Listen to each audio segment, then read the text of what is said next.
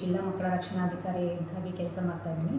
ಜಿಲ್ಲಾ ಮಕ್ಕಳ ರಕ್ಷಣಾ ಘಟಕ ಕಚೇರಿಯಲ್ಲಿ ರಕ್ಷಣಾಧಿಕಾರಿ ಹುದ್ದೆ ಭರ್ತಿಯಾಗಿದ್ದು, ಸದರಿ ಹುದ್ದೆಯನ್ನು ಮಿಷನ್ ವಾತ್ಸಲ್ಯ ನಿಯಮಾವಳಿ ಪ್ರಕಾರವೇ ಮಾಡಲಾಗಿತ್ತು.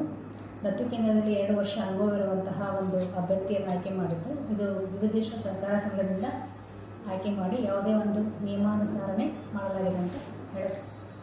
ಮೇಡಮ್, ಒಬ್ಬರದ ಆರೋಪ ಇದೆ, ನಾನು 14 ವರ್ಷ ಸರ್ವಿಸ್ ಮಾಡೀನಿ, ನನ್ನನ್ನು ಕೈಬಿಟ್ಟು ನನಗಿಂತ ಕಡಿಮೆ ಅನುಭವ ಇರೋರಿಗೆ ಇವರು ತೆಗೆದುಕೊಂಡಿದ್ದಾರೆ ಅಂತ ಅವ್ರು ಆರೋಪ ಮಾಡ್ತಾ ಇದ್ದಾರೆ. ತಾವೇನು ಹೇಳ್ತೀರಿ?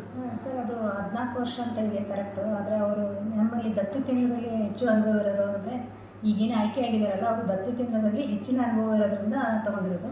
ಆ ಹುದ್ದೆನೂ ರಕ್ಷಣಾಧಿಕಾರಿಗಳು ಅಸಾಂಘಿಕ ದತ್ತು ಅಂತ ಇರೋದ್ರಿಂದ ದತ್ತು ಕೇಂದ್ರದಲ್ಲಿ ಎಷ್ಟು ವರ್ಷ ಅನುಭವ ಹೆಚ್ಚಿಗೆ ಇದೆಯಲ್ಲ, ಆ ಅನುಭವ ಹೆಚ್ಚಿಗೆ ಇರುವಂತಹ ಒಂದು ಅಭ್ಯರ್ಥಿಯನ್ನು ನಾವು ಆಯ್ಕೆ ಮಾಡಿದ್ದೀವಿ.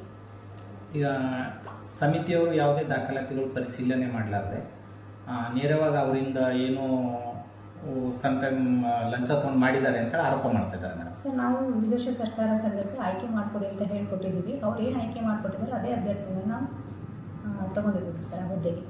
ಮೇಡಮ್, ಇವಾಗ ಪತ್ರಿಕಾ ಪ್ರಕಟಣೆ ಕೊಡ್ಬೋದಿತ್ತಲ್ಲ, ತಾವು ನೋಟಿಫಿಕೇಶನ್ ಮಾಡ್ಬೋದಿತ್ತಲ್ಲ ನಿಯಮಾನುಸಾರ ಅಂತಂದರೆ ಸರ್, ಅದರಲ್ಲಿ ರಕ್ಷಣಾ ಹುದ್ದೆಯಲ್ಲಿ 2 ವರ್ಷ ಅನುಭವ ಇರುವಂತಹ ದತ್ತು ಕೇಂದ್ರದಲ್ಲಿ ಅನುಭವ ಇರುವಂತಹ ಕೇಳಿದ್ರಿಂದ ನಮ್ಮ ದತ್ತು ಕೇಂದ್ರದಲ್ಲಿ ಯಾರು ಅನುಭವ ಇದ್ದಾರೆ ಅಂತ ಹೇಳ್ಬಿಟ್ಟು ಅವರನ್ನೇ ಆಯ್ಕೆ ಮಾಡಬೇಕು ಸರ್. ಅಂದರೆ ಇದು ಈಗ ಇವರು ಒಂದು ಪತ್ರಿಕೆಯಲ್ಲಿ ಕೊಟ್ಟಿರ್ತಕ್ಕಂಥದ್ದು ಇದು ಸತ್ಯಕ್ಕೆ ದೂರ ಅಂತಾರೆ ಮೇಡಮ್ ತಾವು?